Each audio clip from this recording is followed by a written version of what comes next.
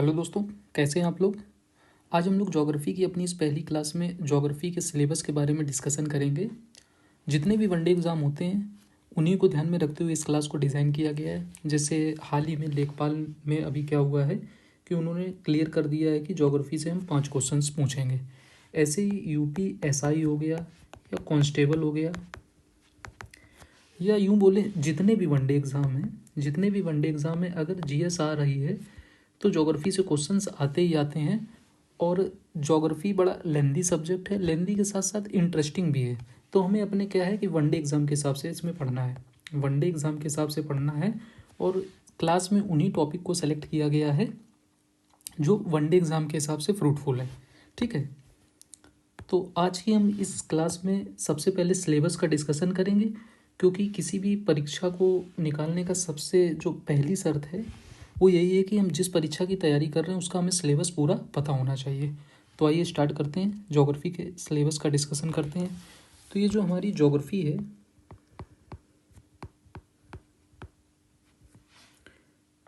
ये इस तरह से एक हम लोग पढ़ेंगे इंडियन ज्योग्राफी,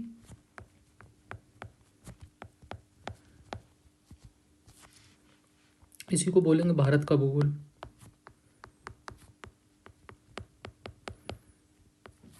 और दूसरा हमारा है वर्ल्ड ज्योग्राफी,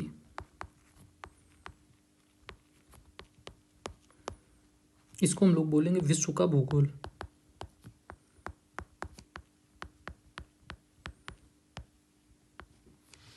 ठीक है, ज्योग्राफी के अंतर्गत हम लोग इंडियन ज्योग्राफी, भारत का भूगोल, वर्ल्ड ज्योग्राफी, विश्व का भूगोल। जो हम लोग अपनी क्लास स्टार्ट करेंगे वो क्या है कि हम लोग वर्ल्ड ज्योग्राफी से क्लास को स्टार्ट करेंगे, और वर्ल्ड में जो जो पढ़ेंगे उसी संदर्भ में फिर हम लोग भारत के भूगोल में पढ़ लेंगे, तो चीज़ें हमारे लिए आसान हो जाएंगी। तो वर्ल्ड ज्योग्राफी को स्टार्ट करने से पहले हम लोग वर्ल्ड ज्योग्राफी के सिलेबस का डिस्कशन करेंगे। सिलेबस हालांकि मैंने पहले से ही लिख रखा है ताकि ज़्यादा समय बर्बाद ना हो दोबारा से लिखने में। तो आप लोग देख पा रहे होंगे सामने जो वो वर्ल्ड ज्योग्राफी का सिलेबस है। तो इसमें टोटल कितनी 6 यूनिट है, टोटल कितनी 6 यूनिट हैं।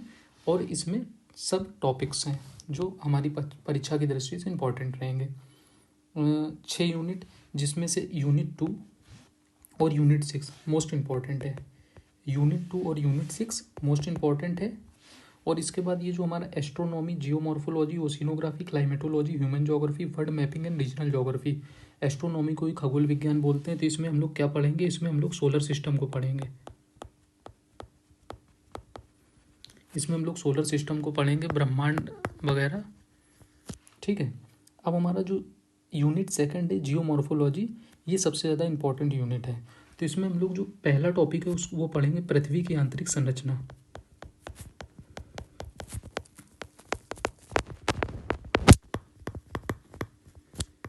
पृथ्वी की आंतरिक संरचना साथ में नोट करते चलेंगे, ज़्यादा आसान रहेगा। और सिलेबस हमको पता ही होना चाहिए कि हमें कहाँ से पढ़ना है। सबसे बड़ी चीज़ क्या है कि हमें कहाँ से पढ़ना है। अब दूसरा टॉपिक इसमें आ जाएगा भूकंप यानी कि अर्थक्वेक, भूकंप यानी कि अर्थक्वेक। अब तीसरा टॉपिक हम लोग इसमें लेंगे ज्वालामुखी। चौथा टॉपिक रहेगा चट्टान तंत्र यानी कि रॉक सिस्टम। पांचवा टॉपिक हम लोग इसमें ले लेंगे नदियाँ। छठवां टॉपिक पर्वत, पठार, मैदान आदि। ठीक है, बाद में अगर इसमें और भी कोई टॉपिक ऐड होंगे तो ऐड कर लिए जाएंगे। अभी हम लोग एक स्ट्रक्चर को समझ ले रहे हैं कि हमें क्या क्या पढ़ना है।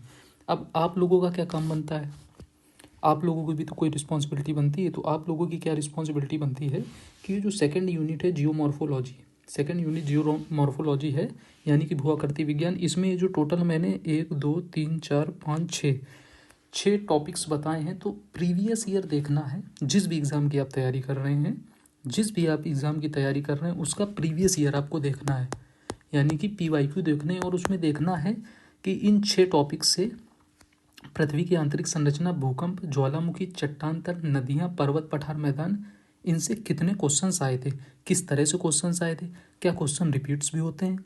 ठीक है, अब हमारा आ जाता है ओशिनोग्राफी यानी कि समुद्र विज्ञान। ओशिनोग्राफी यानी कि समुद्र विज्ञान। अब इसमें हम लोग क्या क्या पढ़ेंगे, ये इसमें छोटा सा टॉपिक है, इसमें ज़्यादा कुछ नहीं पढ़ना है, सिर्फ छोटा सा टॉपिक है। यानी कि इसमें हम लोग पढ़ेंगे समुद्र विज्ञान में सबसे पहले महासागरीय लवणता, छोटा सा टॉपिक है। फिर इसी में हम लोग पढ़ लेंगे ज्वार भाटा, और जो मोस्ट इंपॉर्टेंट टॉपिक है इसमें महासागरीय धाराएं।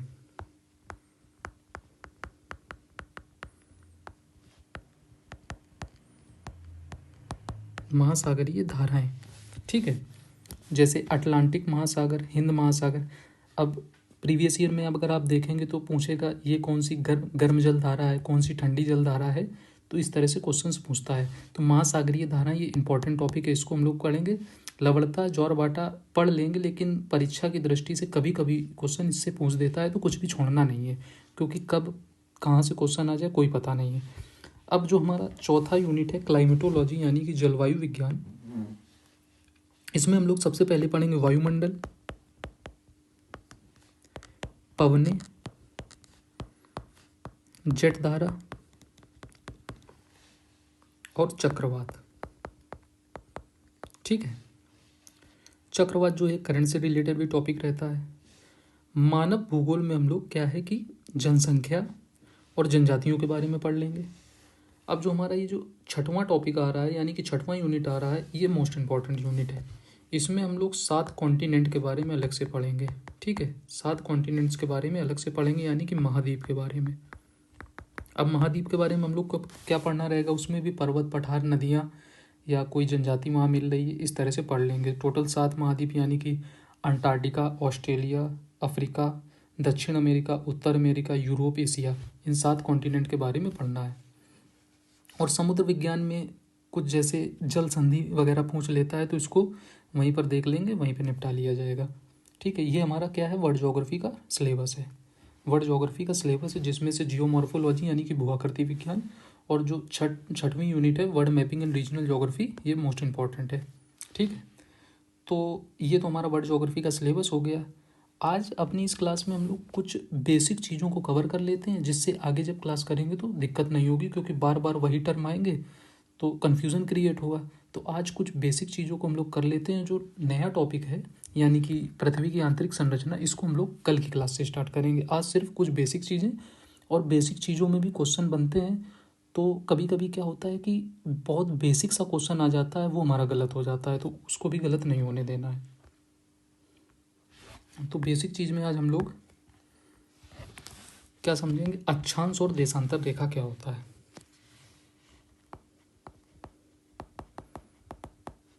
अक्षांश और देशांतर रेखा,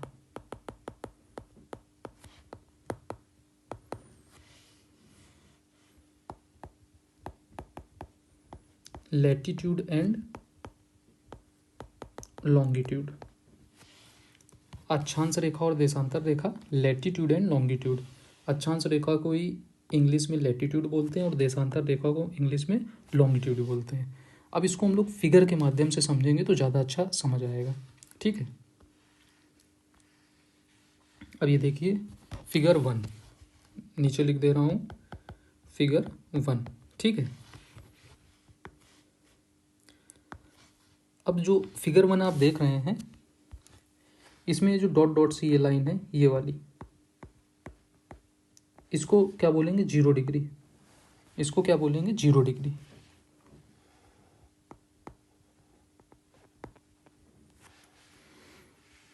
और ये कहाँ से ली गई, लंदन ग्रीनविच से। ये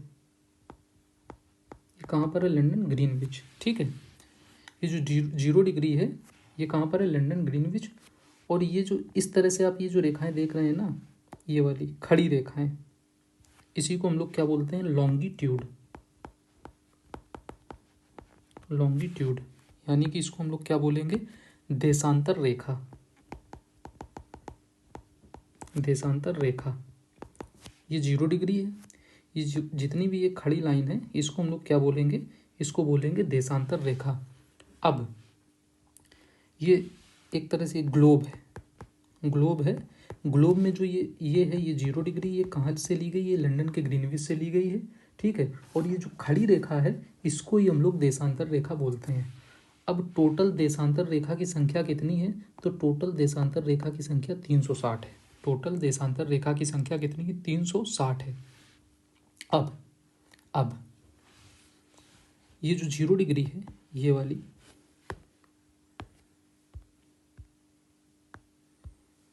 ये 0 डिग्री, इसके जो राइट की तरफ है और इसके जो लेफ्ट की तरफ है, ये जो राइट की तरफ है ये वाला, इसको हम लोग बोलेंगे पूर्वी गोलार्ध। देशांतर रेखा लॉन्गिट्यूड में 0 डिग्री से जो राइट की तरफ है इसको हम लोग बोलेंगे पूर्वी गोलार्ध, और 0 डिग्री से जो लेफ्ट की तरफ है, 0 डिग्री से जो लेफ्ट की तरफ है इसको हम लोग बोलेंगे पश्चिमी गोलार्ध, पश्चिमी गोलार्ध। ठीक है, अब आ जाते हैं फिगर 2 पे। अब आ जाते हैं फिगर 2 पे। फिगर 2,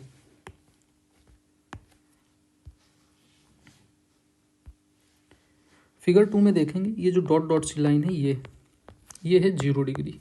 ठीक है, अब 0 डिग्री से ऊपर की तरफ और 0 डिग्री से नीचे की तरफ, 0 डिग्री से जो ऊपर की तरफ है इसको हम लोग बोलेंगे उत्तरी गोलार्ध, और 0 डिग्री से नीचे की तरफ है उसको बोलेंगे दक्षिणी गोलार्ध। 0 डिग्री से ऊपर की तरफ उत्तरी गोलार्ध और 0 डिग्री से नीचे की तरफ दक्षिणी गोलार्ध। ये फिगर 2 में ये 0 डिग्री हो गई। ठीक है, ये जो रेखाएं हैं ये 0 डिग्री से ऊपर और नीचे, इन्हीं को हम लोग बोलते हैं अक्षांश रेखा। अक्षांश रेखा यानी कि लैटिट्यूड। ठीक है, इधर फिगर 1 में ये जो खड़ी रेखाएं थी, ये इसको हम लोग बोल रहे हैं लॉन्गिट्यूड, और ये जो फिगर 2 में जो लेटी हुई रेखाएं हैं ये लेटी हुई रेखाएं हैं जो, इनको हम लोग बोल रहे हैं लैटिट्यूड यानी कि अक्षांश रेखा। ठीक है, अब फिगर 2 में ही जो ये 0 डिग्री है, 0 डिग्री से ऊपर की तरफ 23.5 डिग्री और 0 डिग्री से नीचे की तरफ 23.5 डिग्री, ये वाली रेखा बोली जाती है कर्क रेखा, और ये वाली रेखा बोली जाती है मकर रेखा। ठीक है, 0 डिग्री से ऊपर की तरफ 23.5 डिग्री कर्क रेखा, 0 डिग्री से नीचे की तरफ 23.5 डिग्री मकर रेखा, और ये जो 0 डिग्री है इसको हम लोग बोलते हैं विषुवत रेखा। विषुवत रेखा। ठीक है, अब हमारी जो लॉन्गिट्यूड यानी कि देशांतर रेखा थी वो कितनी थी? 360। फिगर 1 में देशांतर रेखा कितनी थी? 360। लेकिन फिगर 2 में जो हमारी अक्षांश रेखा है वो टोटल कितनी है? हमारी अक्षांश रेखा वो टोटल कितनी है? वो टोटल है 181 0 डिग्री को मिलाकर।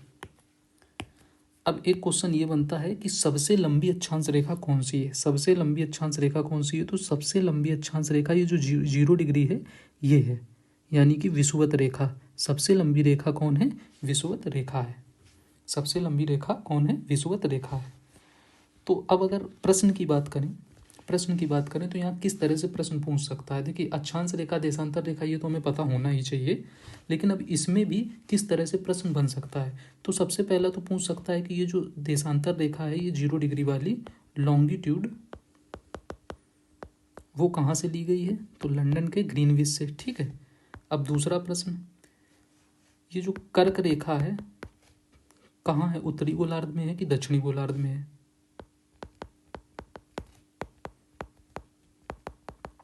इसी तरह मकर रेखा का भी पूछ सकता है कि उत्तरी गोलार्ध में है कि दक्षिणी गोलार्ध में है। तीसरा, सबसे लंबी अक्षांश रेखा कौन सी है? तो विषुवत रेखा। ठीक है, सबसे लंबी अक्षांश रेखा कौन सी है? विषुवत रेखा। अब जो मोस्ट इम्पॉर्टेंट है, देखिए अगर फिगर 1 में देखेंगे तो ये जो 0 डिग्री हो गई और ये खड़ी खड़ी लाइन जो हो गई, क्या है? ये लॉन्गिट्यूड है। और इसी में ग्लोब में इसी तरह से लैटिट्यूड भी होंगी, लॉन्गिट्यूड एंड लैटिट्यूड। तो लॉन्गिट्यूड एंड लैटिट्यूड के ये जाल को longitude and latitude. Longitude and latitude के जाल को ग्रेटिक्यूल बोलते हैं। लॉन्गिट्यूड और लैटिट्यूड के जाल को ग्रेटिक्यूल बोलते हैं। ठीक है, ये खड़ी रेखा और लेटी हुई रेखा, इसके जाल को क्या बोलते हैं? ग्रेटिट्यूल बोलते हैं। अब दो अक्षांश और देशांतर रेखा के मध्य का क्षेत्र क्या कहलाता है? दो अक्षांश और देशांतर रेखा के मध्य का क्षेत्र क्या कहलाता है? तो उसको ग्रिड कहते हैं। उसको ग्रिड कहते हैं। दो अक्षांश और देशांतर रेखा के मध्य के क्षेत्र को ग्रिड कहते हैं। तो आज की इस क्लास में हमने टोटल कितने क्वेश्चन किए हैं? आज की इस क्लास में हमने सिलेबस को समझने के साथ साथ टोटल 5 क्वेश्चंस किए हैं। टोटल 5 क्वेश्चंस किए हैं। पहला, कर्क और मकर रेखा। दूसरा, सबसे लंबी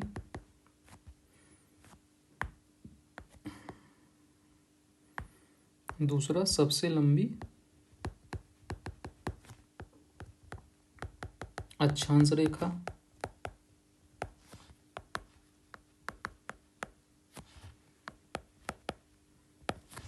तीसरा, जो देशांतर रेखा है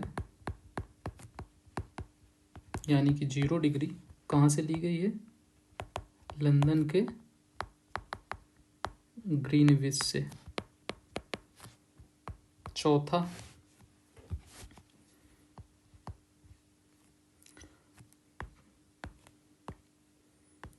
हमारा क्वेश्चन हो गया लॉन्गिट्यूड और लैटिट्यूड। लॉन्गिट्यूड और लैटिट्यूड के जाल को क्या कहते हैं? ग्रेटिक्यूल। पांचवा, दो अक्षांश और देशांतर रेखा के मध्य के क्षेत्र को क्या कहते हैं? तो उसको ग्रिड कहते हैं। ठीक है, 5 क्वेश्चन हो गए। आज की इस क्लास से 5 क्वेश्चन हो गए। उम्मीद है कि समझ आया होगा। अब जो हमारी सेकंड क्लास होगी उसमें हम लोग जो नया एकदम फ्रेश टॉपिक स्टार्ट करेंगे, क्या रहेगा? पृथ्वी की आंतरिक संरचना।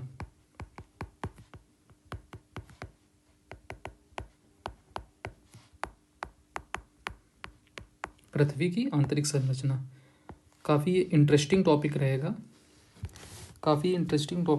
और एक तरह से बोलें तो ज्योग्राफी काफ़ी इंटरेस्टिंग टॉपिक है। आज सिलेबस का डिस्कशन हुआ और थोड़ी सी टेक्निकल चीज़ बताई, तो हो सकता है थोड़ा क्लास में कम इंटरेस्ट आया हो, लेकिन जब अगली क्लास करेंगे पृथ्वी की आंतरिक संरचना तो उम्मीद है क्लास समझ में आएगी।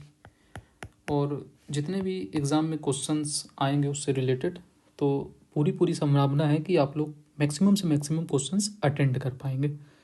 ठीक है, तो आज की क्लास को समाप्त करते हैं। अगर आज की क्लास से रिलेटेड कोई भी डाउट हो या कोई भी क्वेश्चन हो तो आप कमेंट सेक्शन में कमेंट करिएगा, तो उसका आंसर टाइम मिलने पर दे